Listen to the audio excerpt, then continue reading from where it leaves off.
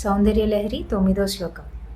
మహీం మూలాధారే కమిమణిపూరే వృతవహం స్థితం స్వాదిష్టానే హృది మరుతామాకాశముపరి మనోబృభ్రూ మధ్యే సకలమి బిత్వా కులపదం సహస్రారే పద్మే సహరసి పత్యా విహరసే.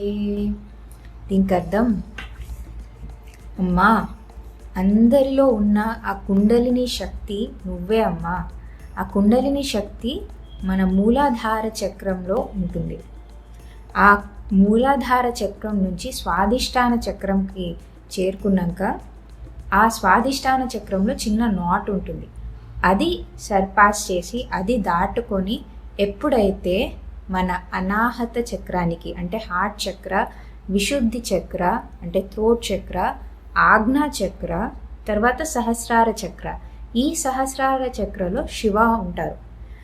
అక్కడికి శక్తి రీచ్ అయ్యి శివుడితో కలిసినప్పుడు ఈ కంప్లీట్ ప్రాసెస్ మీకు కుండలిని శక్తి జాగృతం అనేది, కుండలిని శక్తి ఎక్స్పీరియన్స్ అనేది వస్తుంది.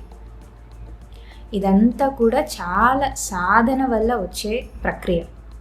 సో ఇదంతా మీరు శ్లోకంలో చదివేటప్పుడు అర్థం చేసుకొని చదివితే మీకు ఉపయోగం ఉంటుంది.